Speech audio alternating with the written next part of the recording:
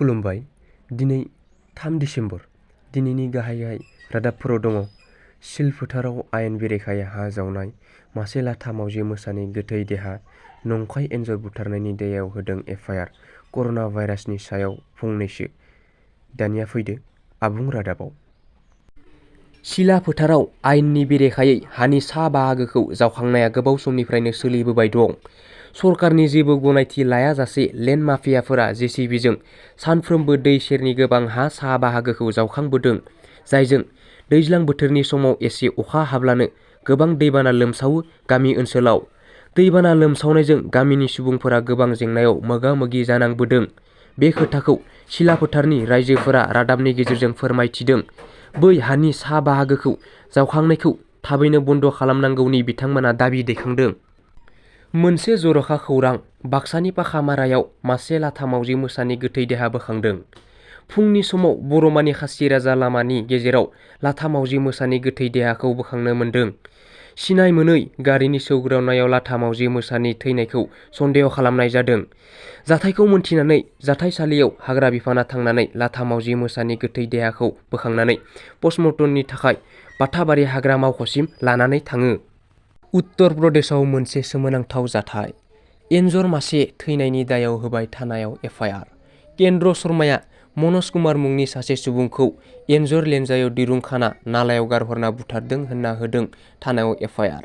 भारतनि veterinary research फसंथानाव पस्टमर्टम खालामनाय जाबाय, नाथाय पस्टमर्टम रिपर्टनि बादिब्ला एन्जरा गावनि हां लानायनि प्रब्लेमावसो थैदों। महामारि कर'ना भाइरासनि समाव जिउ रैखाथि होनायनि मुङाव हादरनि गासै नोगोरारिफोरनि देहायाव भेक्सिन थुनायनि गेदेर थांखि लादोंमोन भारत सरकारा। नंगौ, भेक्सिन होनायजों सुबुंफोरा महामारि कर'ना भाइरासनिफ्राय रैखाथि मोननानै गोबाङानो भारत सरकारखौ साबायखर होदों। फारसेथिं कर'नानि गिथावना गोसारनाय समाव भेक्सिन लानानै गोबां सुबुङानो अबथिरायै जिउ गोमादों आरो गोबाङानो बेंगुरा जादों। नाथाय गुबै बाथ्राया जादों भेक्सिन होनानै सरकारा गिनाय फैदों नामा? बेनिनो मोगथां महराव सरकारनि दा बारग'नाया मोनसे बिबुंथिया सोराङाव फैदों। थांनाय बोसोराव कर'नानि भेक्सिन लानानै जिउ गोमानाय गथ'नि सानै बिमा-बिफाया बिजिरसालियाव मोनसे गसरथि थिसनदों। हायद्राबादनि रचना गंगू आरो गंगूधरनि बेनु गपालन गविंदआ गावसोरनि फिसाजोआ भेक्सिन लानानै जिउ गोमानायनि सायाव थार बिजिरनाय नागिरनानै गसर दिखांदों।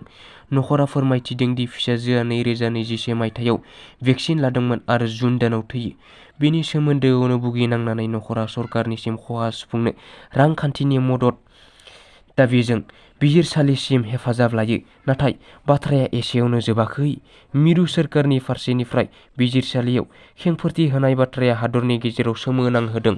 थारैनो, मिरु सोरखारा बुंदों कर'नानि भेक्सिन लानानै सोरबा सुबुङा जिउ गोमादोंब्ला बेयाव सरकारा दायनिगिरि नङा।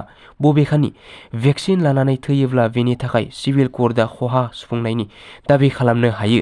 मख'नो गोनांदि सोलिफु 2021 मायथाइनि थांनाय 19 नबेम्बरसिम हादराव 216 कौटि भेक्सिनखौ सुबुंफोरनि देहायाव थुनाय जादों। बेनि गेजेराव भारतनि खना-खनला जायगाफोराव भेक्सिन लानानै गोबां सुबुंफोरा जिउ गोमानाय जाथायफोरा सोराङाव फैदों। भिडिअखौ मोजां मोनदोंब्ला लाइक, कमेन्ट, शेयार आरो चेनेलखौ साबस्क्राइब खालामनो दाबाव। गोजोन्थों।